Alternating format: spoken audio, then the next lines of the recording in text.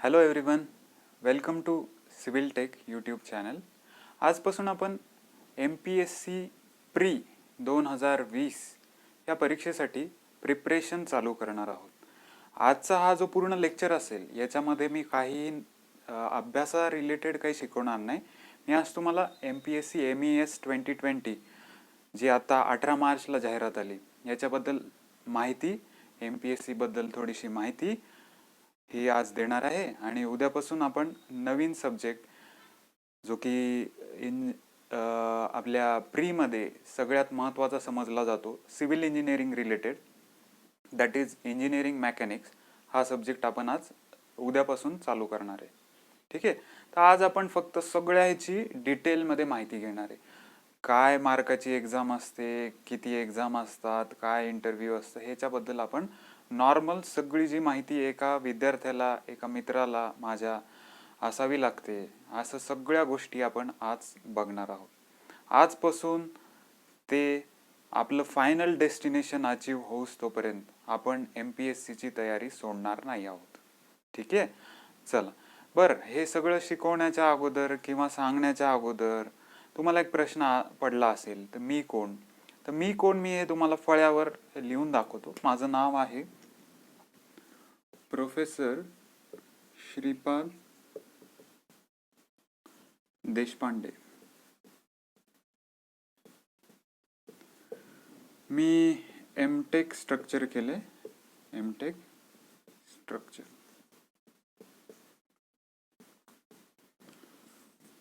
मी generally हे याच्या खाली माहिती सांगत नाही, पण विद्यार्थ्यांना उत्सुकता असते की अजून काय बाबा अचीवमेंट आहे. तर 2013 गेट 2013 यावेळेस मी गेट क्वालिफाय केली आहे. माझा पर्सेंटाईल होता 90.90 पर्सेंटाईल. आणि 2019 MPSC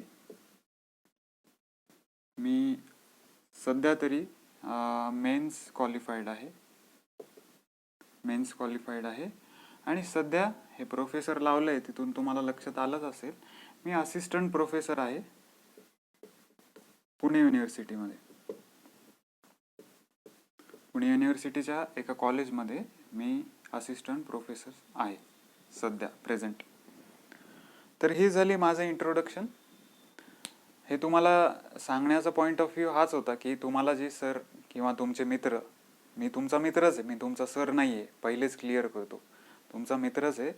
फक्त काही गोष्टी मला एक 3-4 वर्षात ज्या तुमच्या व्यतिरिक्त नव्याने कळलेल्या असतील त्या तुम्हाला समजावण्याचा हा प्रामाणिक हेतू. ठीक आहे. आता भरपूर जणांना प्रश्न असा पडला असेल की हे चॅनल सुरू करण्यामागे कारण काय.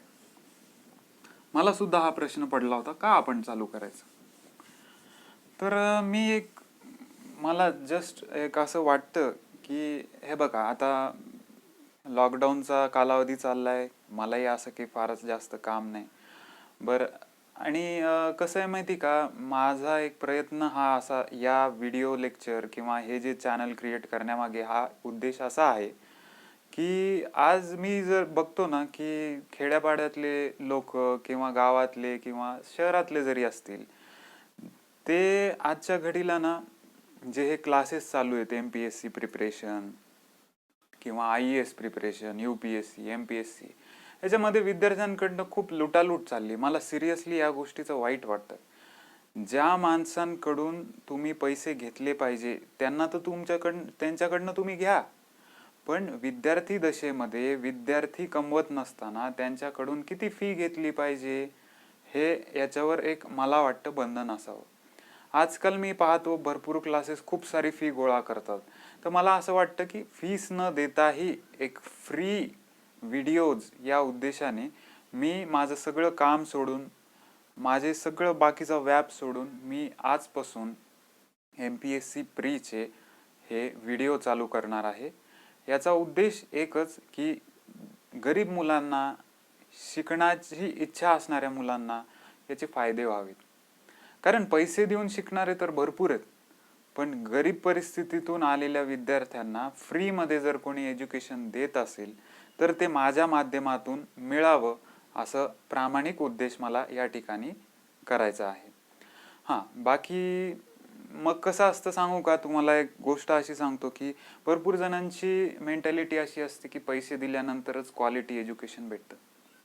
अशी नक्कीच मेंटॅलिटी असणारे काही लोक आहेत, पण त्यांनी हा विश्वास ठेवला पाहिजे की फ्री एज्युकेशन देणारे सुद्धा लेस क्वालिटी किंवा काहीही माहिती नसणारे असे लोक नसतात. ठीक आहे, तर मग हे तुम्हाला त्याच्यासाठी सांगितलं. मी चॅनल कशासाठी चालू केलं, माझं इंट्रोडक्शन हे मी तुम्हाला सांगितलं. चला, तर आता MPSC 2020 हे आपलं टार्गेट आहे. ठीक आहे, आता MPSC 2020 मध्ये काय काय असतं याच्याबद्दलची माहिती. MPSC Maharashtra public service commission आपण एक्झाम देणार आहोत 2020ची. ठीक आहे, यालाच MES असं पण म्हणतात. MES 2020, Maharashtra engineering services 2020. ठीक आहे, आता एका MPSCचे स्टेजेस काय असतात हे आज आपण बघणार आहे. काय काय स्टेजेस असतात MPSC मध्ये?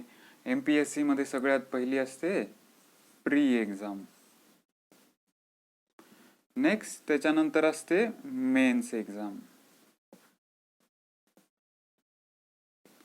मेन्स एक्झामचे असतात 2 paper, that is paper 1 and paper 2. Next येतो पार्ट पुढचा, तो असतो इंटरव्ह्यू. ठीक आहे, इंटरव्ह्यू. आता याच्याबद्दल थोडीशी तुम्हाला माहिती देतो. प्री एक्झाम जी असते ती असते 100 मार्काची. मेन्स असते 400 मार्क्स.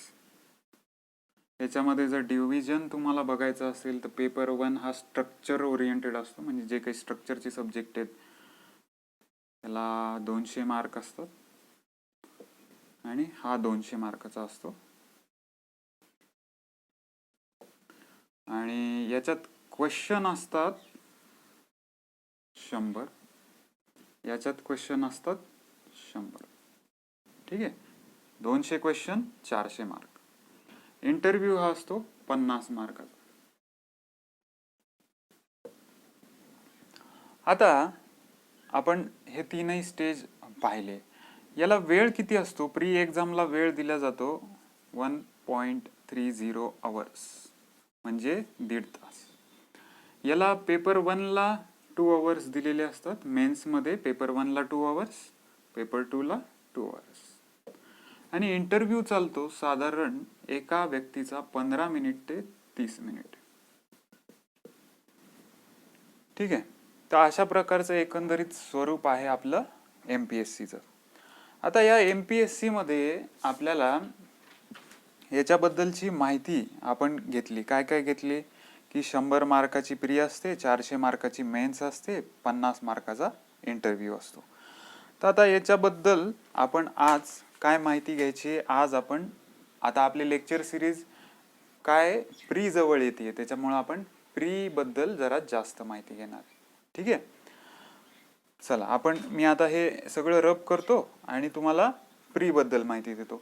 एक गोष्ट लक्षात ठेवा, आपल्याला आज काही लिहून घ्यायचं नाही, जस्ट तुम्हाला बघायचं आहे की या परीक्षेचं स्वरूप काय, या परीक्षेचा कट ऑफ कसा असतो, या परीक्षेबद्दल सगळी इत्यंभूत माहिती मी आज तुम्हाला देण्याचा प्रयत्न करणार.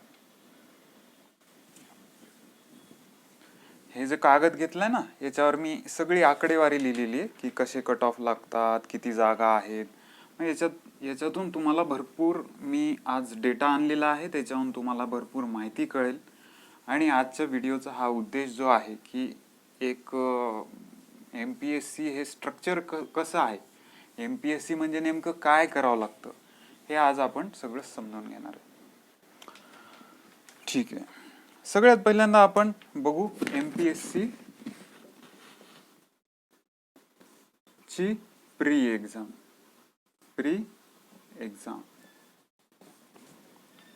ठीक आहे, MPSCच्या प्री एक्झाम मध्ये जसं तुम्हाला सांगितलं की MPSC ची प्री एक्झाम किती मार्काची असते?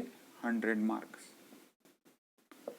आता या 100 मार्क मध्ये आपल्याला काय काय विचारलं जातं हे आपल्याला माहिती पाहिजे. ठीक आहे. याचा टोटल वेळ किती म्हणला मी? 1.5 तास. ठीक आहे, म्हणजे किती मिनिट झाले? 100 मिनिट. बरोबर ना? 60 आणि 30 90च मिनिट झालेत.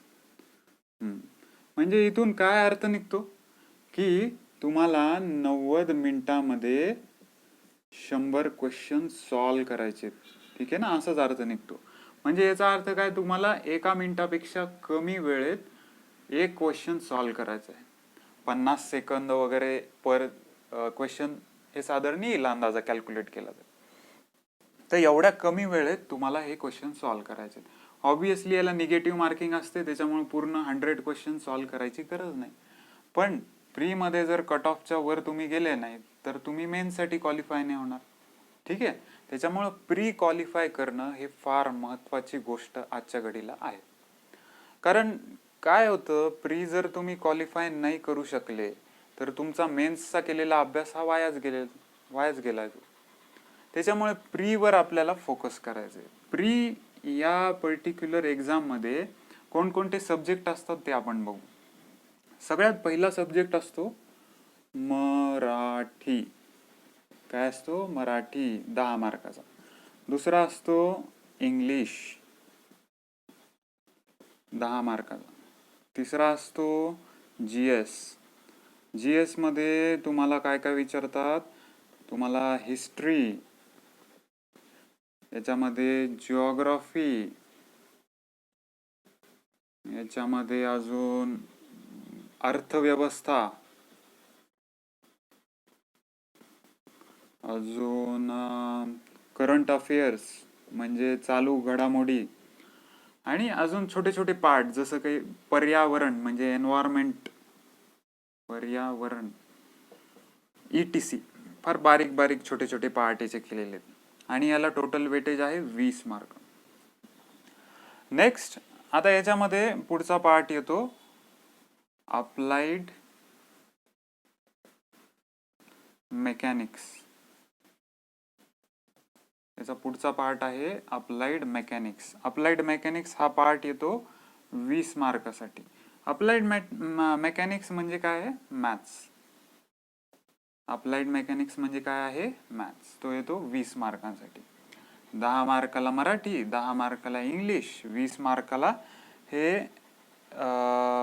20 मार्काला जीएस, आणि अप्लाइड मेकॅनिक्स 15 मार्काला येतं.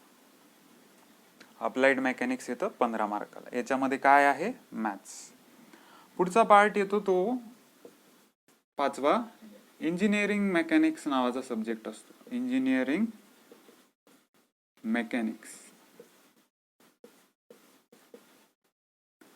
तो येतो 15 मार्काला. नंतर 3 सब्जेक्ट आहेत, 6, 7, 8. 3 सब्जेक्ट आहे बेसिक सिव्हिल इंजिनिअरिंग. नेक्स्ट पुढचा सब्जेक्ट आहे बेसिक इलेक्ट्रिकल इंजिनिअरिंग.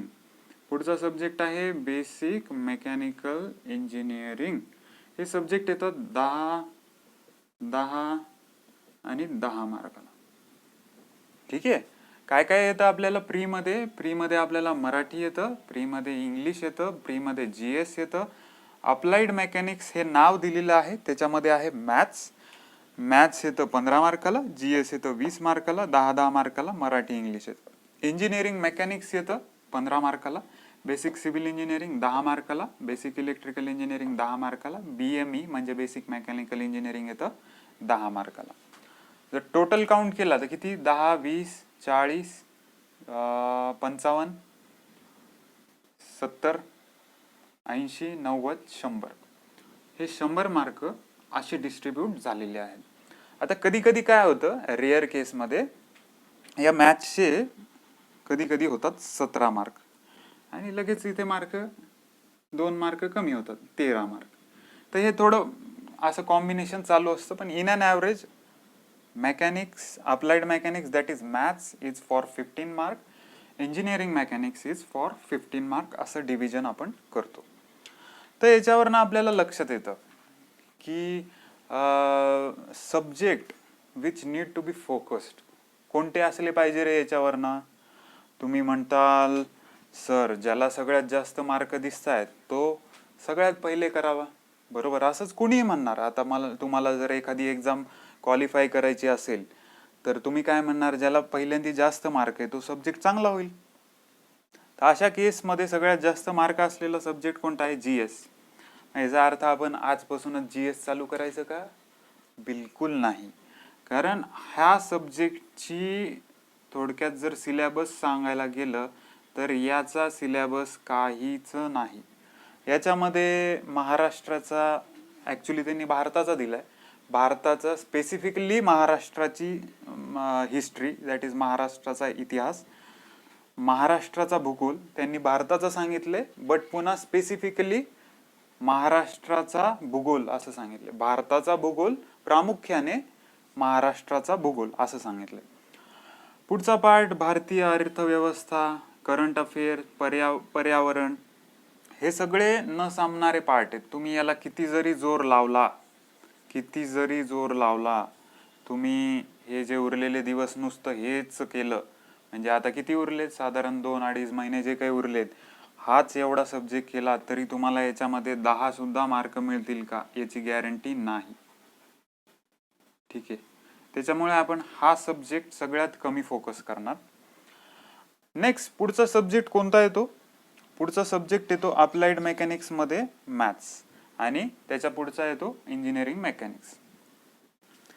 मग आता आपण काय करणार, या दोघांपैकी एक सब्जेक्ट आपल्याला उद्यापासून शिकायचा आहे. तर आता याच्यापैकी जास्त मार्क असलेला तर इथं मॅथ्स दिसतोय, नंतर आहे मेकॅनिक्स. तर प्रॉब्लेम असा होतो, मागच्या वेळेसचं मी एक्झाम्पल घेतो, 2019 MPSC 2019चं मी जर एक्झाम्पल घेतलं, मी इतका मॅथमॅटिक्सला जोर लावला होता, खोटं नाही सांगत, फार फार अभ्यास केला होता मॅथमॅटिक्सचा. पण ऍक्च्युअल एक्झाम मध्ये काय झालं, नाही चुकलं वगैरे तसं नाही, ऍक्च्युअल एक्झाम मध्ये असं झालं की हे जे मॅथ्सचा मी अभ्यास केला होता याचे क्वेश्चन सुद्धा आले चांगले, पण इंजिनिअरिंग मध्ये कसं आपल्याला कॅल्क्युलेटर अलाउड असतं, बरोबर ना? असं कॅल्क्युलेटर आपल्याला MPSCच्या कोणत्याच एक्झाम मध्ये, प्री, मेन्स, इंटरव्ह्यू, कुठेही कॅल्क्युलेटर अलाउड नाही. आणि आपले पेपर सेटर महान, त्यांनी असे एक्झाम्पल सेट केले की हे क्वेश्चन सॉल्व तर व्हायचे, पण जसं मी तुम्हाला सांगितलं, आपल्याला इथे 1 मिनिटाच्या पेक्षा कमी वेळ एक क्वेश्चन सॉल्व करायला लागतो. तर हे क्वेश्चनच मला सॉल्व व्हायचे 5-5 मिनिटाला, 5 मिनिटं. जिथे 1 मिनिटापेक्षा कमी वेळ एक क्वेश्चन सॉल्व करायला, तिथे मी मॅथ्स हा सब्जेक्ट पहिल्यांदा घेतला, का तर चांगला अभ्यास केलाय, पहिले हाच सॉल्व करू, आणि ती माझी खूप मोठी चुकी झाली. हे व्हिडिओ करण्यामागचं एकमेव असं पण कारण आहे की ज्या चुका मी करतो, ज्या चुका मी केल्या त्या चुका तुम्ही करू नये, आणि त्या मी होऊ पण देणार नाही.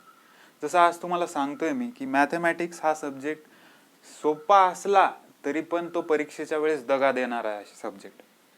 काय म्हणलं मी, मॅथमॅटिक्स हा सब्जेक्ट सोपा असला तरी परीक्षेच्या काळात क्वेश्चन जर अवघड सेट झाले, अवघड मीन्स लेंदी सेट झाले, तर हा जो सब्जेक्ट आहे हा सगळ्यात जास्त धोका देऊ शकतो. त्याच्यामुळे हा सब्जेक्ट आपण नंतर बघणार आहे. मग उरला कोणता, इंजिनिअरिंग मेकॅनिक्स. हा सब्जेक्ट आपण उद्यापासून चालू करणार. या सब्जेक्टचं एक खासियत अशी आहे, कन्सेप्ट कमीत कमी लागतात. एकदा कन्सेप्ट कळाला की त्याच्यावर कसाही उलटा पालटा क्वेश्चन येऊ, लेस दॅन 1 मिनिट. मला तर वाटतं काही काही असे छोटे चिंदी क्वेश्चन येतात ते 30 सेकंदापर्यंत सुद्धा सॉल्व्ह होतात, त्याला 50 सेकंदही लागत नाही. त्याच्यामुळे हा सब्जेक्ट असा आहे, कमी वेळेत जास्त मार्क देणारा हा एकमेव सब्जेक्ट आहे. त्याचं नाव आहे इंजिनिअरिंग मेकॅनिक्स. आता आपली स्ट्रॅटर्जी कशी असणार आहे, आपण काय काय सब्जेक्ट कधी कधी बघणार आहे ते आपण थोडंसं डिस्कस करू. याच्यामध्ये मी जर बघायला गेलं ना तर माझा असा प्लॅन आहे, सगळ्यात पहिल्यांदा आपण इंजिनिअरिंग मेकॅनिक्स हा सब्जेक्ट कंप्लीट करणार. ठीक आहे, सगळ्यात पहिले इंजिनिअरिंग मेकॅनिक्स हा सब्जेक्ट कंप्लीट झाला की दुसरा सब्जेक्ट आपण, हा प्रॉब्लेम ओरिएंटेड आहे, म्हणजे थोडंफार डोक्याला ताप देणारा सब्जेक्ट आहे. हा एकदा झाला की थोडं डोक्याचा ताप आपण कमी करू. हा डोक्याचा ताप आपण कमी कसा करणार, थोडासा इझी सब्जेक्ट घेऊ, बेसिक सिव्हिल इंजिनिअरिंग. काही नाही, याच्यात कॉन्क्रीट टेक्नॉलॉजी आहे आणि बिल्डिंग रिलेटेड आहे, जे आपण इंजिनिअरिंगला असताना शिकतो ना, APDP, BTM, आर्किटेक्चरल प्लॅनिंग असे जे सब्जेक्ट असतात आणि प्लस कॉन्क्रीट टेक्नॉलॉजी हे याच्यामध्ये मिक्स आहे. मग सगळ्यात पहिले इंजिनिअरिंग मेकॅनिक्स, दुसरं आपण काय घेणार आहे बेसिक सिव्हिल इंजिनिअरिंग. मग आता याच्यात आपलं डोकं कमी लागलं, जरा आपण फ्रेश झालो, मग आता आपण वळणार आहोत मॅथमॅटिक्सकडे.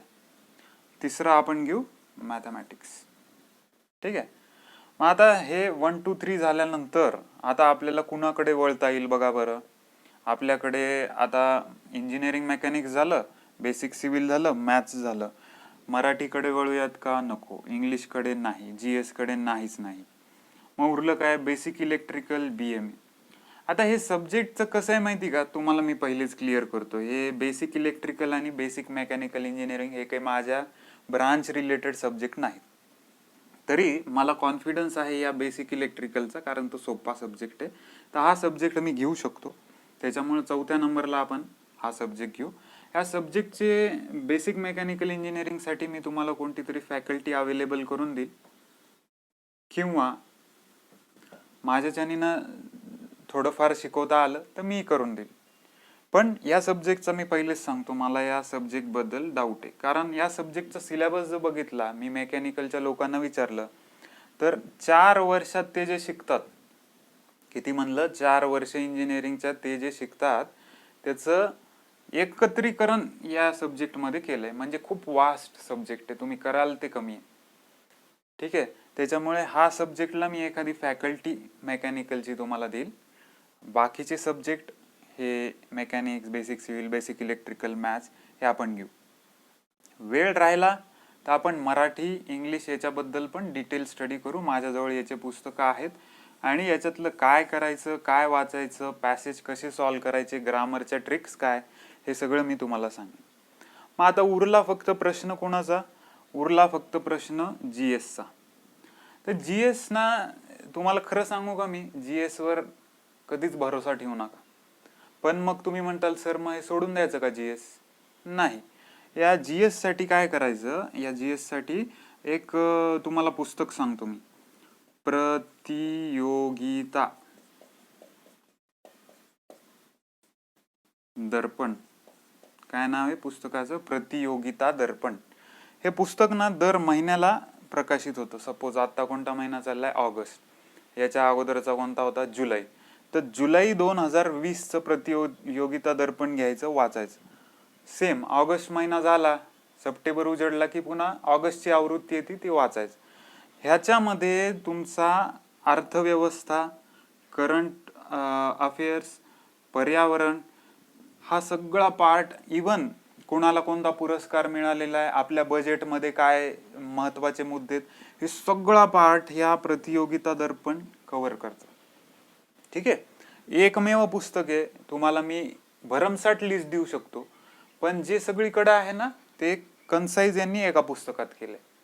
त्याच्यामुळे तुम्हाला GS साठी जर तुम्हाला स्टडी करायची असेल तर हे प्रतियोगिता दर्पण नावाचं पुस्तक तुम्ही ऑनलाईन ऑर्डर करा, अथवा ते ऑनलाईन अवेलेबल पण आहे. म्हणजे याची जी सॉफ्ट कॉपी असते ना ती दर महिन्याच्या महिन्याला यांचे लोक टाकत असतात. तर हे प्रतियोगिता दर्पण तुम्ही GS साठी करायचे. ठीक आहे. नंतर हिस्ट्री, जिओग्राफी साठी काय आहे, एक मजा सांगतो तुम्हाला. तुम्ही हिस्ट्री, जिओग्राफी कितीही करा, यांचे हिस्ट्रीचे क्वेश्चन असे असतात की तुम्हाला ते किती करून मला नाही वाटत त्याच्यातनं आउटपुट येईल. तर माझ्या हिशोबाने काय करायचं, तुम्ही ॲट द एंड जेव्हा टाइम उरेल शेवटी, त्यावेळेस ना यूट्यूबवर 3-3 तासाचे व्हिडिओ आहेत, 3 अवर्सचे व्हिडिओ आहेत. Total history of Maharashtra, total geography of Maharashtra, ते बघून घ्यायचे फक्त. त्याच्यातला एखादा क्वेश्चन पडला आला तर तुम्हाला वेल अँड गुड. अदरवाईज माझं टार्गेट कसं आहे मी सांगतो. आता हे आपले सब्जेक्ट कसे कव्हर करायचे, मार्क किती, हे सगळं झालं. कोणता सब्जेक्ट पहिला करायचा, कोणता दुसरा, कोणता शेवटी आहे, हे सगळं करायचं सांगितलं तुम्हाला. GS ची स्ट्रॅटर्जी कशी असली पाहिजे, जनरल स्टडीजची, हे सगळं सांगितलं तुम्हाला. मग उरतो प्रश्न असा की आपल्याला प्रीमध्ये किती मार्क मिळवले पाहिजेत. हा साधा प्रश्न आपल्याला नेहमी भेडसावतो. तर आपल्याला प्रीमध्ये ना एक मी आता जे कधी पण काही पण बोलेन ना, मी ते ओपन कॅटेगरी बद्दल बोलेन बरं का, कारण मी इतर कॅटेगरी बद्दल बोलायला झालं तर ओपन पेक्षा कमीच कट ऑफ येणार आहे, बरोबर ना. आता सपोज ओपन कॅटेगरीचा प्रीचा कट ऑफ यावेळेस लागला काहीतरी 26-27, 26 नाही, मला वाटतं काहीतरी 28 वगैरे लागला असेल, मला लक्षात नाही. तर हा कट ऑफ ओपन कॅटेगरीचा सगळ्यात जास्त हाय जातो ना, म्हणून मी ओपन कॅटेगरी बद्दलच नेहमी बोलणार, कारण आपलं प्रिपरेशन ओपन कॅटेगरीनुसार असलं पाहिजे. ठीक आहे. तर आता मला सांगायचं आहे की प्री मध्ये तुम्हाला किती मार्क महत्वाचे आहेत. काय म्हणलं मी? प्री मध्ये तुम्हाला किती मार्क महत्वाचे आहेत. काय असतं माहिती का, तुम्हाला आता थोडी स्ट्रॅटजी सांगतो, स्ट्रॅटजीचा पार्ट डिस्कस करू जरा आपण, की प्री साठी आपल्याला किती मार्क इसेन्शियल आहेत आणि ते कसे अचीव करता येईल, ही जरा स्ट्रॅटजी आपण बघू. हे सगळं मी पहिले रब करतो.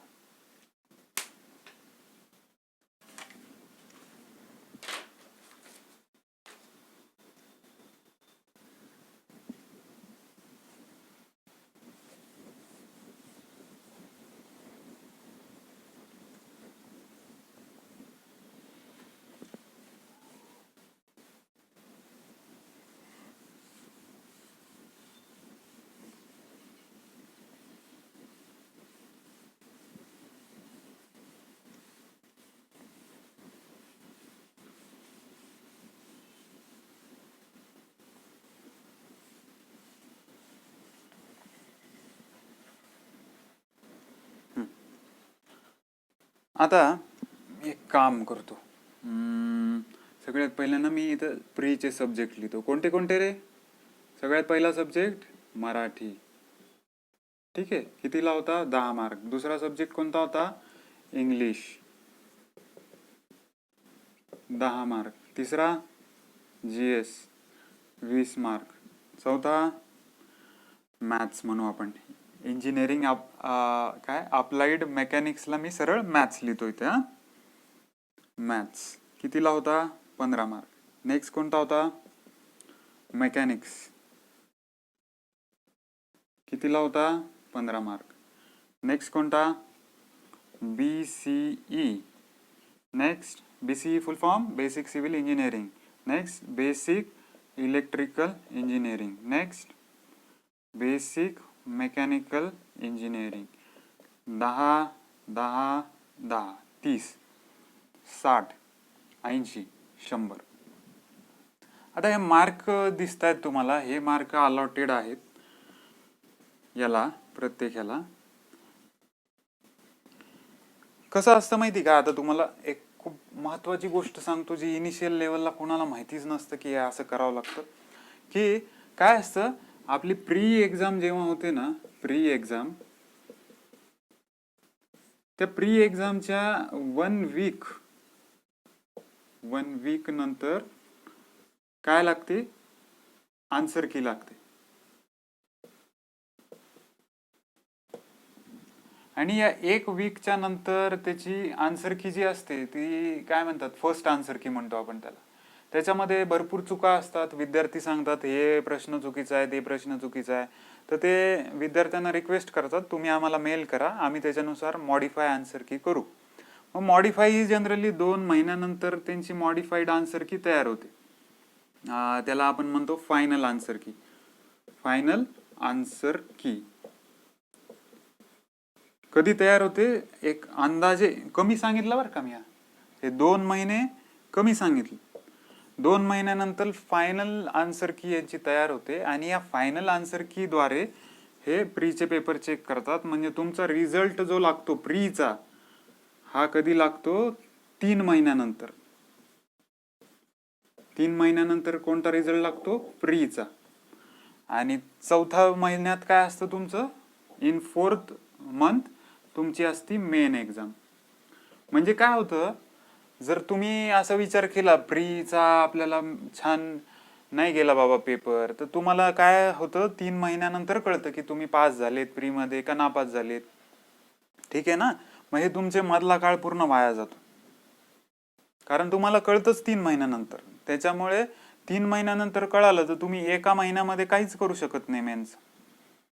काहीच करू शकत नाही. किती जरी तुम्ही 24 तास जरी अभ्यास केला तरी तुम्ही मेन्सचा एका महिन्यामध्ये काहीच अभ्यास करू शकत नाही, कारण मेन्सचे विषय असतात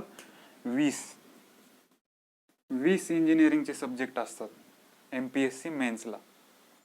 त्याच्यामुळे आपल्याला मी एका यासाठी सांगितलं की एवढा वेळ लागतो, हे 3 महिने लागतात, मग 4व्या महिन्यात मेन्सच असते. याचा सांगायचा पॉइंट ऑफ व्ह्यू असा की तुम्हाला जर पेपर हा चांगला गेला, पेपर जर खूप छान गेला, तर तुम्हाला ऑन द स्पॉट घरी आलं कीच कळेल की मी मेन्ससाठी क्वालिफाय आहे. बरोबर ना? घरी आलं कीच कळणार की तुम्हाला मेन्ससाठी क्वालिफाय आहे. मग तुम्हाला मेन्ससाठी किती मिळणार वेळ? 1 महिना आणि हे 3 महिने म्हणजे किती? 4 मंथ्स. बर, मला पेपर चांगला गेला वाईट गेला हे कसं मी ठरवू? जेव्हा आजच्या घडीला आपलं जे मेरिट येतंय 30च्या आसपास, बरं हे 30च्या आसपास मागच्या वेळेस मेरिट का आलं? तर मागच्या वेळेस जागा होत्या 1145. किती जागा होत्या? 1145. तेव्हा मेरिट 30 आलं. आता इन अँड ॲव्हरेज जर यावेळेस जागा आहेत 217, तर याच्याबद्दल बोलायला गेलं तर साधारण अंदाजा माझा असं आहे की 45 वगैरे मेरिट लागणार यावेळेस, 45+ मेरिट लागणार. तर मी काय म्हणत होतो, पेपर प्रीचा घरी आल्या आल्या तुम्हाला समजलं पाहिजे की तुम्ही मेन्सला क्वालिफाय झाला आहात. हे कशाहून तुम्हाला कळणार? चांगला गेला म्हणजे काय? तुमचा स्कोर आपण टार्गेट ठेवतोय 55+. ज्यावेळेस प्री मध्ये तुम्हाला 100 पैकी 55+ मार्क जर येत असतील, तुम्ही डोळे झाकून, मी तुम्हाला म्हणतोय डोळे झाकून त्या दिवसाच्या दुसऱ्या दिवसापासून अभ्यासाला लागा. का त्याच दिवशी का नाही? थकून भागून आले, जरा आराम करा, झोप काढा. दुसऱ्या दिवशीपासून फुल प्रूफ स्टडी मेन्ससाठी चालू करायचे. कधी? 55+. भरपूर वेळेस असं होतं की मार्क असतात मुलांना 30-35, मग या मुलांना कळत नाही माझा जर कट ऑफ लागला 40 यावेळेस तर मग मी तर तसंही डिस्क्वालिफाय आहे, मी मेन्सची तयारी का करू? तर या रडण्यामध्ये जातात 3 महिने. मग जसं सांगितलं 3ऱ्या महिने कळतं, अरे 30च कट ऑफ आला, मला 35 आहे, चला 5 मार्कांनी पास झालो. तर तेव्हा एका महिन्यात तुम्ही काहीच बिघडू शकत नाही मेन्सचं. 4 महिन्यातच बिघडू शकता मेन्सचं तुम्ही. ठीक आहे? त्याच्यामुळे एक लक्षात ठेवा बरं का तुम्ही, मी पुन्हा पुन्हा सांगतोय, टार्गेट तुमचं 55+ पाहिजे. किती? 55+. क्लिअर झाली गोष्ट? प्री एक्झाम मध्ये 55+ टार्गेट ओपन कॅटेगरीसाठी फिक्स पाहिजे. ठीक आहे? मग आता हे 55+ मार्क आपण भेटवणार कसे ते आपण बघू.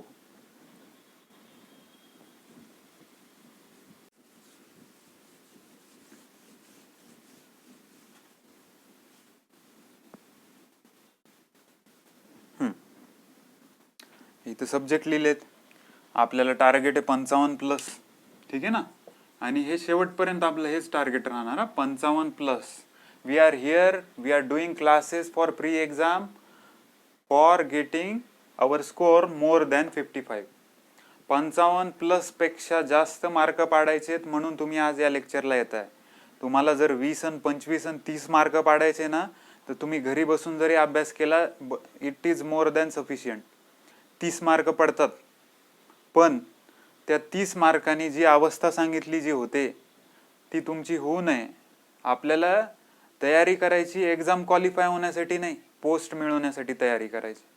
सो आपल्याला 55+ इथं टार्गेट ठेवलेलं आहे आपण. ठीक आहे?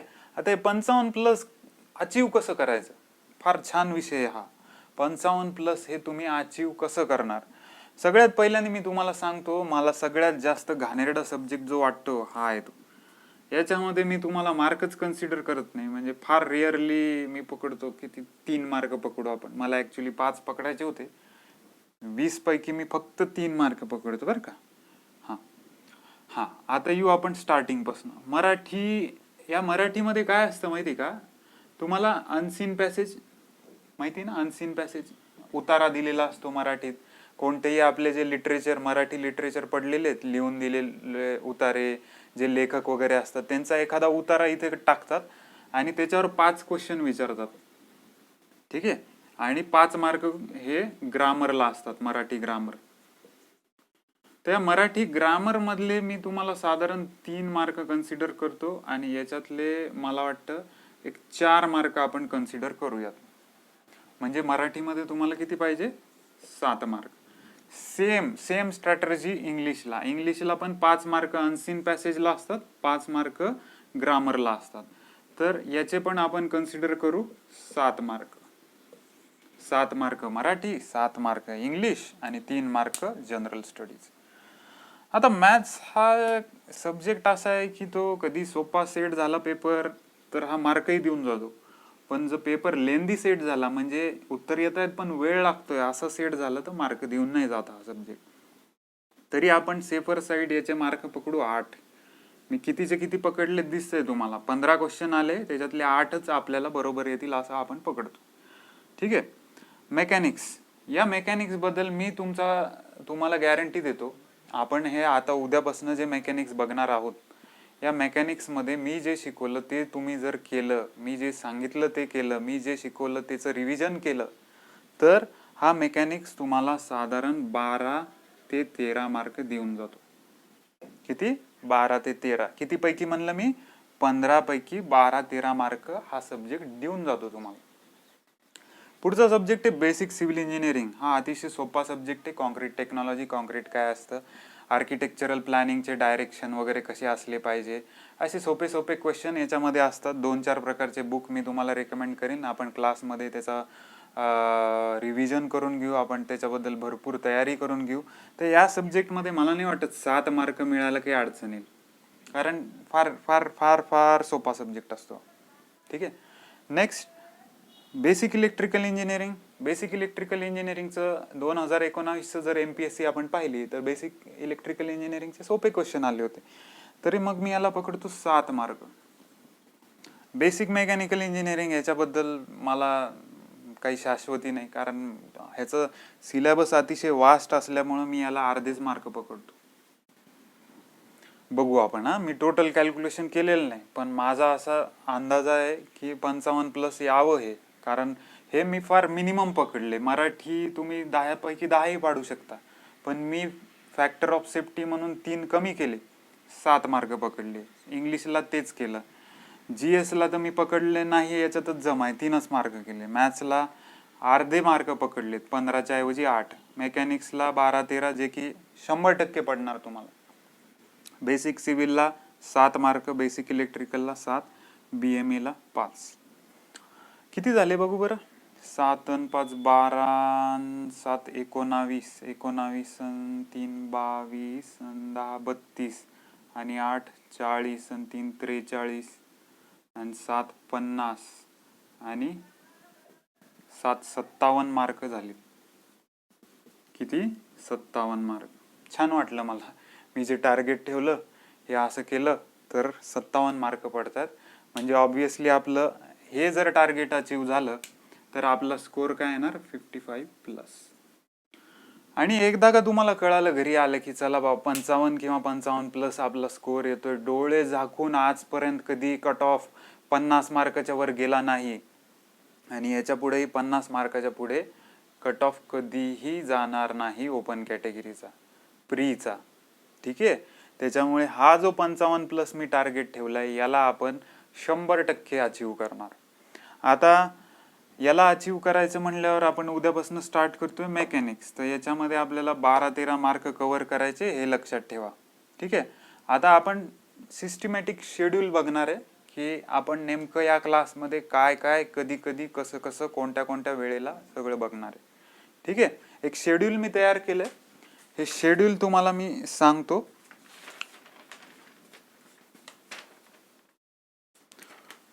शेड्यूल शेड्यूल शेड्यूल हे जरा बाजूचं मी पुसून घेतो.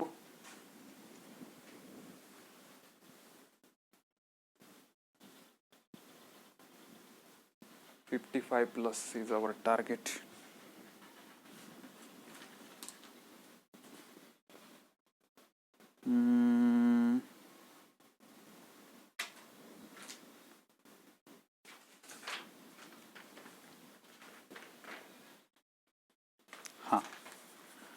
आज तारीख किती रे? आज तारीख आहे 12 ऑगस्ट 2020 आणि आपले सगळ्यात पहिली प्री एक्झाम किती तारखेला डिक्लेअर केली आहे शासनाने? ती केली आहे 1 नोव्हेंबर 1 नोव्हेंबरला एक्झाम प्रीची आहे. ठीक आहे. तर याच्यामध्ये दिवस किती आहे? मी दिवस कॅल्क्युलेटच केले. म्हणजे या महिन्याचे 18 दिवस. मी आजचा पकडला नाही बरं का, कारण हा महिना 31चा आहे, उद्यापासून पकडला. तर 18 दिवस या महिन्याचे, पुढच्या महिन्याचे 30 दिवस, त्याच्या पुढच्या महिन्याचे 31 दिवस, इतका टाइम आपल्याकडे आहे. तर हे टोटल जर बघितले तर आपल्याकडे आहेत आत्ताच्या घडीला 79 डेज. ठीक आहे. आता 79 डेज मधलं डोळे झाकून एक गोष्ट तुम्हाला फायनल क्लिअर करून टाकतो मी. 79 डेज मध्ये तुम्हाला 30 डेज, काय म्हणलं मी, 30 डेज हे याच्यातले 15 दिवस रिव्हिजन करायचे आहे आणि 15 दिवस पेपर सोडवायचे आहेत. ठीक आहे. जे वेरियस क्लास असतात त्याचे 15 दिवस पेपर आपण सॉल्व करणार आहे आणि 15 दिवस रिव्हिजन करणार आहे. त्याच्यामुळे याच्यातनं सरळ सरळ हा 30 हा आकडा कमी झाला. ठीक आहे ना. मग आपल्याकडे उरला किती काउंट? आपल्याकडे उरला काउंट 49 डेजचा. म्हणजे थोडक्यात 49 डेज मध्ये each of this subject should be completed in a good manner. हा प्रत्येक सब्जेक्ट हा 49 दिवसामध्ये चांगल्या प्रकारे रिव्हिजन होऊन तुमचा कंप्लीट झाला पाहिजे. तिथून पुढे तुम्ही 15 दिवस पेपर सॉल्व करणार आणि शेवटचे 15 दिवस तुम्ही रिव्हिजन करणार. असा एकंदरीत माझा प्लॅन आहे. तर हा 49 डेजला मी डिवाइड कसं कसं केलंय आपण ते बघून घेऊ. उद्यापासून आपण मेकॅनिक्स हा जो सब्जेक्ट चालू केलाय याला माझ्या अंदाजाने साधारण टाइम लागतो 1 आठवडा. जास्त सांगतोय जरा, पण let it be on safer side. ठीक आहे. मेकॅनिक्सला मी 7 दिवस घेणार आहे. ठीक आहे. याला हे जे आहे ना 3, तुम्ही कन्फ्यूज होता, याला वेगळ्या पेनाने लिहितो मी.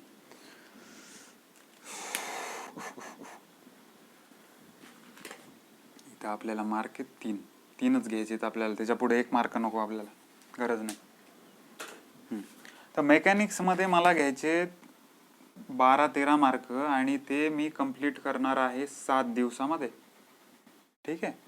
मॅथ्समध्ये मी अर्धेच मार्क घेतोय आणि मॅथ्सला मला लागणार आहेत 10 दिवस, कारण मॅथ्सचा एकतर आपल्याला कळायला अडचण जाते. मॅट्रायसेस, इंटिग्रेशन, डबल इंटिग्रेशन भरपूर आहे त्याच्यामध्ये, व्हेरियस सिरीज आहेत, तर त्या आपल्याला घ्यायला किमान 10 दिवस लागतील. त्याच्यामुळे मॅथ्सला मी 10 दिवस अलॉट केले. त्याच्यानंतर बेसिक सिव्हिल जो आहे, बेसिक सिव्हिलला मी 1 आठवडा देतो. 7 मार्क 7 दिवसासाठी, दिवसाला 1 मार्क कमवला असं समजा तुम्ही. बेसिक इलेक्ट्रिकल फार चिंदी सब्जेक्ट आहे, फारच चिंदी सब्जेक्ट आहे. मी जेवढं सांगतो तेवढं करा, चांगले मार्क मिळतील. 5 दिवस मी त्याला अलॉट केले. बेसिक मेकॅनिकल इंजिनिअरिंग बद्दल मी पहिलेच असे हात वर केलेले आहेत. मला बेसिक मेकॅनिकलचं जरा भीती याच्यासाठी वाटते, फार वास्ट सिलेबस आहे रे. सोप्पा आहे, मी सोप्पा किंवा अवघड म्हणत नाही, खूप मोठा सिलेबस आहे. त्याच्यामुळे हा सब्जेक्ट तर पहिले मी तुम्हाला घेईल का नाही, इथून सुरुवातीचा घेतला तर तो मी साधारण तुम्हाला 7 दिवसात संपवेल. किंवा जी कोणती फॅकल्टीला मी रिक्वेस्ट करेन की घ्या बाबा तुम्ही हा बेसिक मेकॅनिकल, तर त्यांनी तो सब्जेक्ट मी सांगेन 7 दिवसात संपून टाकायचा. ठीक आहे.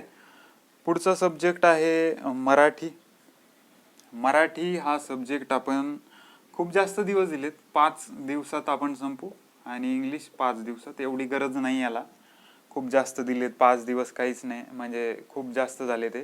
कारण याच्यामध्ये तुम्हाला अनसीन पॅसेजचं तर काय करायची गरज नाही. तुम्हाला जे काय फोकस करायचं आहे ते ग्रामरवर करायचं आहे. मराठीचा विचार केला तर म्हणी, वाक्प्रचार ह्या गोष्टी तुम्हाला जरा बघावं लागतील. समानार्थी शब्द, विरुद्धार्थी शब्द, वाक्याचा अर्थ ओळखा, वाक्याचं शुद्ध लेखन, हे असे छोटे छोटे बारीक बारीक क्वेश्चन आपल्याला मराठीत 5 दिवसात करायचे. इंग्लिशमध्ये same, assertive sentence, different type of grammar, आपण हे सगळं 5 दिवसामध्ये बघणार आहे. मग या सगळ्या दिवसांची ॲडिशन केली तर किती होत आहेत रे? 5 आणि 5 10, 10 20 आणि 7 27 आणि 7 34 आणि 5 किती झाले? 34 आणि 5 39, 39 आणि 7 किती झाले? 46 दिवसाचं प्लॅनिंग आहे. किती? 46. आणि आपल्याला भेटत किती होते? 49 डेज. म्हणजे कधी समजा आपल्याला एखाद्या वेळेस जास्त वेळ लागला कोणता सब्जेक्ट शिकवायला, एखादा सब्जेक्ट शिकवताना जरा अडचणी आल्या, तर आपण साधारण 3 डेज लीड आपण ठेवलेली आहे. आपण 3 दिवस एक आपल्याकडे सेफर म्हणून ठेवू. ठीक आहे. तर ही प्लॅनिंग मी अशी याच्यासाठी करून ठेवली की आपल्याला काम करायचं आहे ना, फुल प्रूफ काम करायचं. हे बघा, हे माझ्याजवळ एवढे दिवस आहे, एवढे दिवस मी रिव्हिजन करणार आहे, एवढे दिवस मी पेपर सॉल्व करणार आहे, आणि इतके दिवस माझ्या हातात आहे, तर मी एका सब्जेक्टला इतके दिवस देणार. सिंपल. आता उद्यापासून मी मेकॅनिक्स चालू करीन, तर मेकॅनिक्सचे दिवस आहेत 7. मी ट्राय असं करेन की 7 दिवसापेक्षा लवकर तुमचे सब्जेक्ट संपावे, जेणेकरून आपल्याला शेवटी जास्त टाइम मिळतो, आणि हा टाइम फार जास्त कामाला येतो. ठीक आहे. आता आपल्याला शेड्यूल कळालं, हे आपल्याला असं असं करायचंय. याच्यानंतर आपल्याला कोणता पार्ट मी सांगितलाय बरं, काय करायचंय. याच्यानंतर ना मी तुम्हाला या वर्षीच्या MPSC बद्दल जरा माहिती देतो. हे कळालं तुम्हाला? काय केलंय आपण? आपले टार्गेट मार्क लिहिलेत. टार्गेट मार्क इथे किती होते रे? 7 होते वाटतं. 7 7 3 8 12 13 7 7 5 असे आपले टार्गेट मार्क होते. हे बाकीचे हे लिहिलेत ते दिवस लिहिलेत. 7 दिवसात 5 7 7 10 5 5. आता तुम्ही म्हणताल सर GS ला काय तुम्ही काही वेळच देत नाही. GS ला वेळ देऊन फायदा नाही मुलांनो.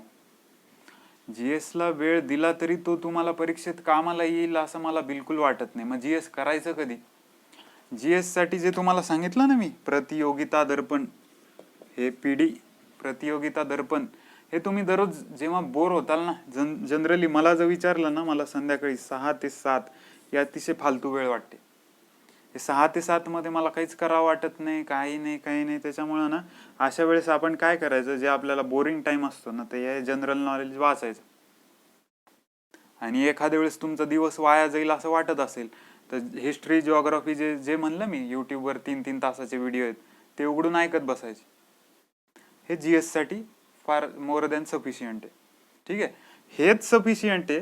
तुम्हाला सांगू का, तुम्हाला खरंच सांगतो, हे एवढं जर पुस्तक प्रतियोगिता दर्पण तुम्ही नीट केलं ना, मी तर म्हणतो याच्यातले 10 मार्क त्याच्यातच असतील. पण ते कसं आहे, इतका डीप डेटा असतो ना रे, तुम्हाला महिन्याभरात 100 पानाचं पुस्तक रट्टा मारायचं म्हणलं, 4-5 महिने रट्टा मारा, 5 पुस्तकं रट्टा मारा म्हणलं तर खूप अवघड आहे ते. त्याच्यामुळे मी याला मार्कच पकडले नाही. तरी आपल्या फावल्या वेळेत, आपल्या बेकार जाणाऱ्या वेळेत आपण प्रतियोगिता दर्पण हे मासिक वाचणार, आणि त्याच्यातनं जेवढे मार्क मिळतील तेवढे. ठीक आहे. तर एकंदरीत असा आपण अभ्यास करायचा आहे.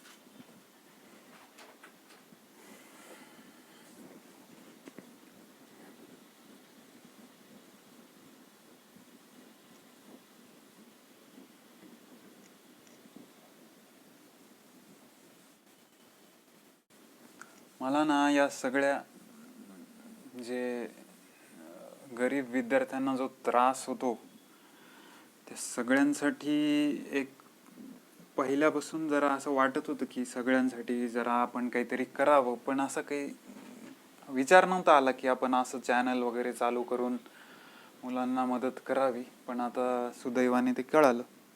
बघू आपण आता. हां, आता जसं मी तुम्हाला सांगितलं की मागच्या वेळेस किती जागा होत्या रे सर, मी आता फ्रेशर आहे, तर मागच्या वेळेसच्या जागा होत्या 1145. किती जागा होत्या? 1145. आणि या 1145 मधल्या साधारण 600+ जागा या क्लास 2च्या होत्या. त्याला AE2 म्हणतात. काय म्हणतात? AE2. 1145 पैकी 600+ जागा या AE2च्या होत्या. 600हून जास्त आकडा असेल, मला काही पाठ नाही म्हणून मी काही असं एक्झॅक्ट सांगितलं नाही. पण 1200 पैकी अर्ध्याहून जास्त या सेकंड क्लासच्या जागा होत्या. ह्याच्यासाठी सांगितलं, यावेळेसच्या MPSCचं तुम्हाला मजाच सांगतो मी, काय ॲडव्हान्टेज आहे, काय डिसॲडव्हान्टेज आहे.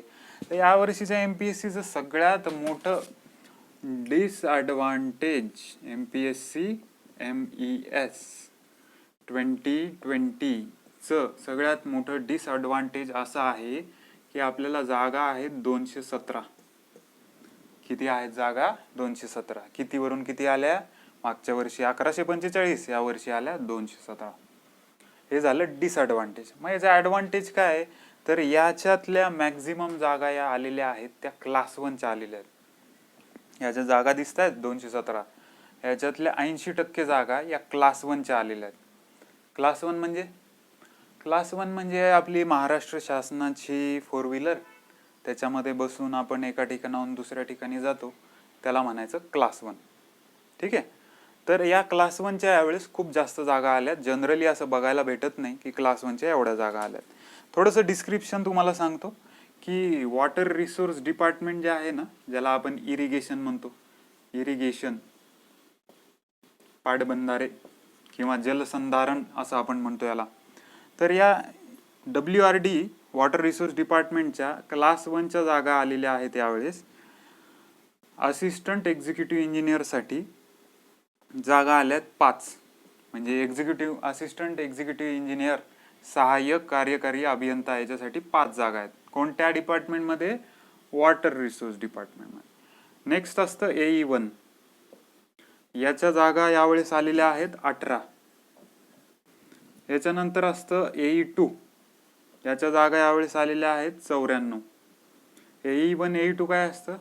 Assistant engineer class 1 18, assistant engineer grade 2 94, एक असिस्टंट एक्झिक्युटिव्ह इंजिनियर 5. तर या WRD साठी अशा जागा आल्यात. सगळ्यांचं फेवरेट खातं, जे सगळे सतत टाकत राहतात, मालदार खातं असं सगळे ओळख आहे त्याची. दुसरं खातं आहे PWD पब्लिक वर्क डिपार्टमेंट. तर या PWD मध्ये यावेळेस AEE असिस्टंट एक्झिक्युटिव्ह इंजिनियरच्या जागा आहेत 51. किती दिसत आहेत तुम्हाला? 51. इथं किती होत्या? 5. हा फरक आहे. आणि ते पण कोणत्या खात्यात? PWD खात्यात. नेक्स्ट, PWDच्या AE1 असिस्टंट इंजिनियर क्लास 1 याच्या जागा आहेत 49. ठीक आहे. तर अशा टोटल 217 जागांचं जे विवरण आहे, जे डिस्ट्रीब्युशन आहे, ते असं आहे. हे मला वाटतं 217 झाले. तर आता याच्यामध्ये आपल्याला ही पोस्ट आपल्याला आवडत नाही, क्लास 2, आपल्याला फक्त घ्यायची आहे तर क्लास 1च घ्यायची आहे. बरोबर ना? कुणाला पहिल्यापासून टार्गेट क्लास 2 ठेवलं तर तेही मिळत नाही. असं होऊ शकतं की AE टार्गेट ठेवलं तर AE2 भेटलं, पण पहिलेच AE2 टार्गेट ठेवलं तर तेही भेटत नाही. त्याच्यामुळे आपण टार्गेट हाय ठेवणार. तर या टार्गेटमध्ये आपलं टार्गेट किती असलं पाहिजे बघा. तुम्हाला क्लास 1 व्हायचंय, तुम्हाला म्हणजे मला पण. तर या क्लास 1 साठी आपल्याला किती रँक मिळवला पाहिजे महाराष्ट्रात? 18 आणि 5 किती झाले? 23. 23 आणि 5 किती झाले? 28. 28 आणि 49 किती झाले? 9 8 17 चा गेला 1 5 2 7. बरोबर ना? 18 आणि 5 23. 23 आणि 5 नहीं, सॉरी, गलती हो गया. हे मी इथं 5 नाही 51 लिहिलं, इथं 51. आपल्याला क्लास 1च्या जागा बघतोय आपण. 51 प्लस 49 प्लस 18 प्लस 5, 9 आणि 1 10 आणि 8 18 आणि 5 23 चे गेले 2, 2 आणि 1 3, 4 आणि 3 7 आणि 5 12.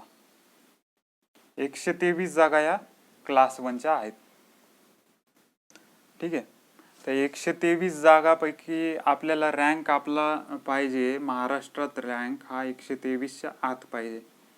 पण फरक असा होतो, एक छोटासा फरक तुम्हाला सांगतो बरं का, छोटासा फरक आहे पण नोकरी लागल्यावर मोठा दिसतो तो.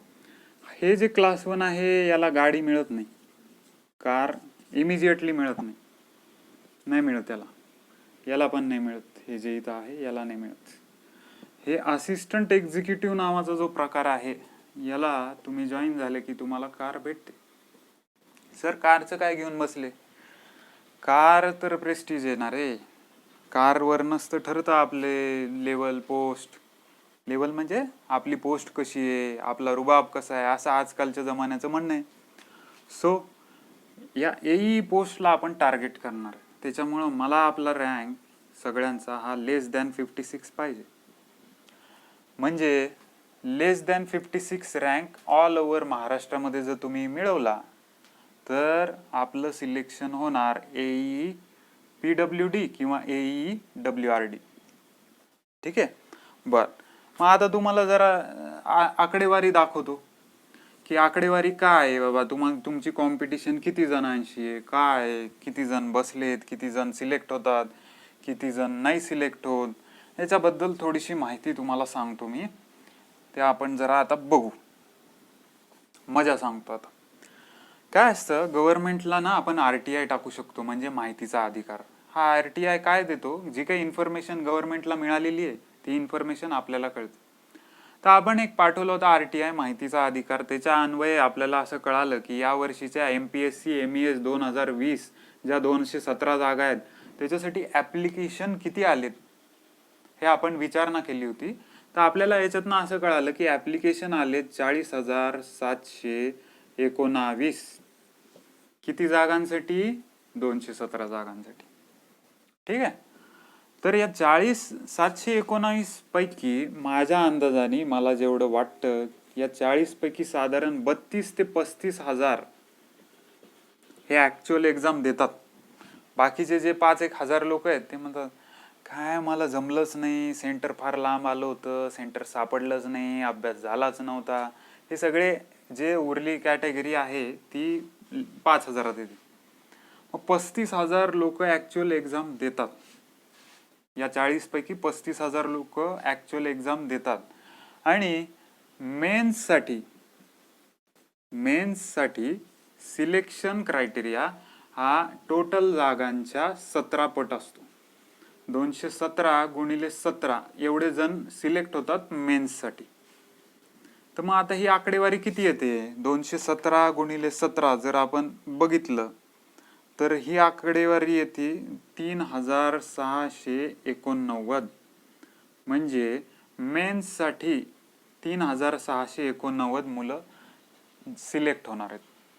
ठीक आहे. किती पैकी, 35,000तले 3,689. म्हणजे जर बघायला गेलं तर 10% पोरं सिलेक्ट होणार आहेत आणि 90% मुलं नापास होणार आहेत. बघा बरं का, पर्सेंटेज दाखवतो तुम्हाला, 90% नापास आणि 10% सिलेक्ट होणार आहेत. ठीक आहे. मेन्सला सिलेक्ट झालो. मेन्स नंतर इंटरव्ह्यू ला काय असतं, टोटल जागांच्या 3 पट 217 गुणिले 3 एवढे जण सिलेक्ट होतात. तर 217च्या 3 पट किती झाले, 217च्या 3 पट झाले 651. 651 जण हे सिलेक्शन इंटरव्ह्यू साठी होणार आहेत. कोणत्या, MES 2020 साठी. तर हे 651 जण सिलेक्ट झाले की फायनल जी ऑर्डर येते, इंटरव्ह्यू वगैरे झालं, ती ऑर्डर येणार आहे 217 जणांना, जे की फायनल सिलेक्शन आपण म्हणतो. याच्यातनं इथे येणं सोपं आहे, पण इथून ही स्टेज पार करून इथे येणं अवघड आहे. Important stage. आणि सेम प्री पण खूप इम्पॉर्टंट स्टेज आहे, कारण याचा जर तुम्ही नीट अभ्यास केला नाही, नुसता याच्याकडेच फोकस राहिला तर ही प्रीच तुमची क्वालिफाय होत नाही. त्याच्यामुळे आपल्याला फोकस करायचा आहे तो मेन्स ॲज वेल ॲज प्रीकडे. कळालं. आताच्या स्टेजमध्ये आपण प्री बघणार आहेत, पण जेव्हा एकदा मेन्सला भिडू तर त्यावेळेस दुसरं काहीच बघायचं नाही, ओनली मेन्स. तर हे एकंदरीत तुम्हाला दिसून आलं, 35,000हून 3,689, 651 आणि final 217. This is the level of competition. 40,000 जण बसतायत आणि 217 जण सिलेक्ट होत आहेत. मग याच्यातनं एक तुम्हाला नक्कीच प्रश्न पडेल की मी असं काय वेगळं केलं पाहिजे, माझ्यामध्ये काय अशी वेगळी क्वालिटी असली पाहिजे की मी या 35,000मधनं 3,689 मध्ये येईन, 3,689 मधनं 651 मध्ये येईल आणि 651 मधनं 217 मध्ये येईल. ऑब्विसली काही क्वालिटी असल्या पाहिजे, ते तुम्हाला सांगतो मी.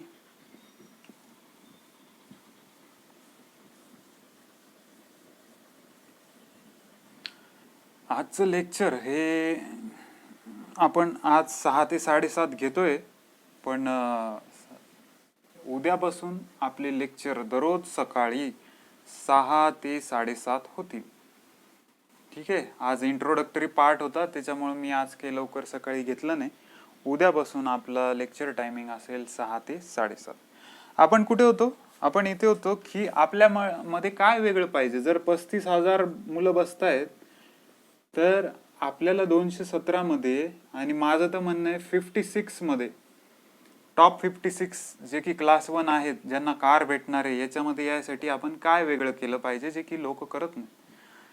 तर याच्यामध्ये सगळ्यात पहिला पार्ट येतो गायडन्स, जे की आज तुम्हाला हा क्रायटेरिया तुम्हाला इतका वास्ट मी दाखवला की कसं कसं सिलेक्शन होतं.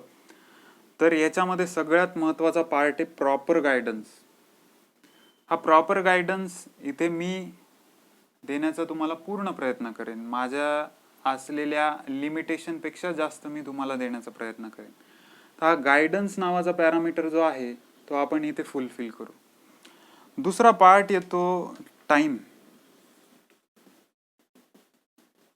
तिसरा पार्ट येतो कन्सिस्टन्सी. चौथा पार्ट येतो फेथ. ठीक आहे. याच्याबद्दल तुम्हाला सांगतो जरा. गायडन्स तर तुम्हाला भेटून जाईल, पण काय होतं माहिती का, तुम्हाला आता येतो सेकंड पॅरामीटरवर. सगळ्या ठिकाणी छान गायडन्स आहे, मेड इझी लावतात मुलं, एस लावतात, पण ॲट द सेम टाइम मुलं काय करतात, नुसतं त्यांच्यावरच अवलंबून राहतात. आज जर तुम्ही कोणत्याही क्लासेस बघितलं की मुलांच्या जागाच जर कमी असल्या, अशा 217 वगैरे निघत असल्या, जे क्लासेस चालतात हे त्यांच्या एकेका बॅचमध्ये 400 स्टुडंट असतात, बरोबर ना. मग त्यांचं सिलेक्शनचा रेट काय असेल हे तुम्हाला त्याच्यावरूनच कळून येतं. याच्यामुळे गायडन्स सगळीकडे तुम्हाला कुठेही मिळणार, पैसे देऊन मिळणार, पैसे न देता मिळणार, सगळं मिळणार, पण टाइमचा इम्पॉर्टन्स हा प्रत्येकाला नाहीये. जो की मी आता दाखवून दिला तुम्हाला की आपल्याला कसा टाइम युटिलाइज करायचा आहे, प्रत्येक सब्जेक्टला किती दिवस द्यायचे. हा टाइमचा इम्पॉर्टन्स नुसता माझ्या शिकवण्याने पण नाही होणार. टाइमचा इम्पॉर्टन्स तुम्ही घरी किती अभ्यास करता, मी शिकवलेलं किती रिवाइज करता, अदर दॅन दॅट तुम्ही काय वाचता, किती अभ्यास करता, हे ज्याला कळालं त्याचं सिलेक्शन होण्याचे ब्राईट चान्सेस आहेत. तिसरा पॉइंट महत्वाचा आहे, खूप जास्त महत्वाचा आहे, तो आहे कन्सिस्टन्सी. आज मी 10 तास अभ्यास केला, उद्या मी 1 तास अभ्यास केला, उपयोग नाही त्या 10 तासाला. आज मी 5 तास केला, उद्या 5 तास केला, परवा 5 तास केला, हळूहळू 5.5 तास केला, 6 तास केला, याला म्हणतात कन्सिस्टन्सी, आणि याने आउटपुट येतं. ठीक आहे. आता एक कन्सिस्टन्सी कसं भेटवायची, तर याला फक्त 3 पॉइंट इम्पॉर्टंट लक्षात घ्यायचे की कन्सिस्टन्सी अचीव कशी करायची. कन्सिस्टन्सी अचीव करण्यासाठी 3च पॉइंट आहेत. एक, तुम्हाला त्या गोष्टीचा इम्पॉर्टन्स माहिती पाहिजे. मी जर MPSC करतोय तर ते माझ्यासाठी किती इम्पॉर्टंट, हे तुम्हाला लक्षात आलं का, की कन्सिस्टन्सी नक्कीच येणार. तुमच्यामध्ये काय कॅलिबर आहे, काय क्षमता आहे तुमच्यामध्ये, हे तुम्हाला ओळखता आलं पाहिजे, तर तुम्हाला कन्सिस्टन्सी 100% येणार. आणि एक महत्वाचा पार्ट आहे प्रोग्रेसिव्ह ट्रॅकिंग. प्रोग्रेस ट्रॅकिंग म्हणतो आपण त्याला, की मी काल इथे होतो, आज मी इथे आलोय. हे जो कोण ट्रॅक करतो ना, त्याला कधीच कन्सिस्टन्सीची चिंता येणार नाही. ठीक आहे. त्याच्यामुळे consistency is one of the deciding parameter of selection. ज्याला कुणाला सिलेक्शन व्हावं असे वाटत असेल तर कन्सिस्टन्सी हा one of the deciding parameter आहे. हा लागतोच, कन्सिस्टंटच पाहिजे तुम्ही. आणि लास्ट पॅरामीटर, जो माझं पर्सनल मत आहे, की तुमचा ना कुणावर तरी विश्वास पाहिजे. प्रत्येकालाच तुम्ही झिडकारलं, याला काय येतं आणि त्याला काय येतं, हे काय असेच आहेत, ते तसेच आहेत, तर ते तुम्हाला मेंटली डिस्टर्ब करतं आणि फायनली तुमचं एक्झाम पॉईंट ऑफ व्ह्यू त्याचं हॅम्पर होतं भरपूर. म्हणजे सपोज तुम्हाला तुमच्या आई वडील त्यांच्याबद्दल प्रेम पाहिजे, आपुलकी पाहिजे, त्यांच्याकडनं विश्वास तुम्हाला पाहिजे की ते तुम्हाला उद्या चालून सपोर्ट करतील, ते ते तुमच्यासाठी सतत मेहनत करतात, हा एक फेथ असला पाहिजे. चांगल्या टीचरवर तुमचा भरोसा असला पाहिजे की टीचर आपल्याला जे शिकवतात ते आपल्या चांगल्यासाठीच शिकवतात, आपलं वाईट व्हावं म्हणून काही शिकवत नाही. आणि लास्ट एक पॅरामीटर काय केला होता बरं, स्वतःवर एक विश्वास असला पाहिजे. तुम्हाला जर सगळं हे असेल पण स्वतःवरच विश्वास नसेल, मी एवढा तास अभ्यास करूच शकत नाही, तर तुम्ही करूच नाही शकणार. तुम्हाला जर वाटत असेल की सर 10 तास म्हणले तर मी 15 तास करून दाखवतो, हे जर तुमचा आत्मविश्वास असेल तर तुम्हाला कोणीही अडवू शकत नाही. ठीक आहे, काय बोललो मी की डिसाइडिंग फॅक्टर काय असले पाहिजे, गायडन्स, टाइमचा importance, consistency, faith, these are very important parameters for selection. त्याच्यामुळे तुम्हाला हे सगळे पॅरामीटर 100% माहिती असले पाहिजे, तुम्हाला कळालं पाहिजे की काय आपण करतोय. ठीक आहे, तर हे झालं डिसाइडिंग पॅरामीटर्स बद्दल. येऊ आपण आता लास्ट पार्टला की बाबा आता आजचा आपण इंट्रोडक्शन मध्ये काय काय बघितलं, काय काय बघणार आहोत, टाइम काय, एक्झामचं प्रिपरेशन कसं करायचं, काय नाही, या सगळ्या गोष्टी आपण बघितल्या. आता तुम्हाला थोडं मी नोट्स बद्दल बोलतो.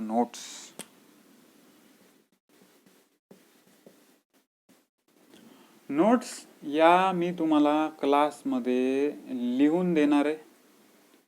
लिहून, जे आपण ऍक्च्युअल क्लासमध्ये कसं लिहून घेतो, पहिले शिकतो नंतर लिहून देतो, तसं मी तुम्हाला या नोट्स क्लासमध्ये इथल्या इथं लिहून देणार आहे.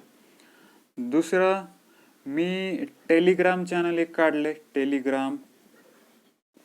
या टेलिग्राम चॅनलवर तुम्ही कसं सर्च करायचं, असं टाकायचं सिव्हिल टेक SSD असं टाकलं की तुम्हाला हे चॅनल दिसेल. या चॅनलवर मी काय करणार, दररोजचे किंवा मी काढलेले नोट्स मी अपलोड करत राहणार. म्हणजे जेणेकरून एखाद्याचा जर सेशन मिस झाला तर त्यांनी या चॅनलवर जाऊन डाउनलोड करायचं. याचा अर्थ या क्लासमध्ये लिहूनच घ्यायचं नाही असं नाही बरं का. मी जर वाटलं तर याच्यावर अपलोड करणार आहे, नाहीतर माझ्याजवळ रेफरन्स नोट आहेत त्या मी इथं टाकणार. ठीक आहे, तर या चॅनलवर जाऊन तुम्ही नोट्स डाउनलोड करू शकता, सिव्हिल टेक SSD. तिसरं, आपल्याला हे सगळं झाल्यानंतर ना शॉर्ट नोट्स बनवायच्यात, ज्या की फार कामाला येतात. शॉर्ट नोट्स आणि हे फार महत्त्वाच्या असतात. शॉर्ट नोट्सवरच भरपूर गोष्टी डिपेंड करतात तुमच्या सिलेक्शनच्या. ठीक आहे, तर या शॉर्ट नोट्स आपण बनवून पुन्हा टेलिग्राम चॅनलवर टाकणार आहोत. तर ही नोट संबंधी माहिती. आता उद्यापासून आपण काय करणार आहे ते सांगतो. उद्यापासून आपण मेकॅनिक सब्जेक्ट चालू करू. उद्यापासून स्टार्ट केल्या मी तुम्हाला मागच्या वर्षी, त्याच्या मागच्या वर्षी असे 2-3 वर्षाचे क्वेश्चन जे मेकॅनिक्सवर आलेले आहेत, म्हणजे पर टॉपिक कसे क्वेश्चन आलेत, जे काही 6-7 टॉपिक असतील त्याच्यात कसे क्वेश्चन आलेत, कोणत्या टॉपिकवर फोकस करायचं, हे मी उद्या सांगणार. आणि आपण ॲक्च्युअल सब्जेक्ट स्टार्टिंगला उद्यापासून सुरुवात करणार. ठीक आहे, तर हे सगळं झालं आपलं MPSC MES 2019 प्रिपरेशन. स्ट्रॅटर्जी कशी असली पाहिजे, दिवस कसे लागणार आहेत आपल्याला नोट्स कोणत्या वापरल्या पाहिजेत, कोणत्या सब्जेक्टला किती भर दिला पाहिजे, कोणत्या सब्जेक्टकडे कमी बघितलं पाहिजे, हे माझ्या एक्सपिरियन्सने तुम्हाला आवडलं असेल. Very good. उद्यापासून भेटू. थँक्यू.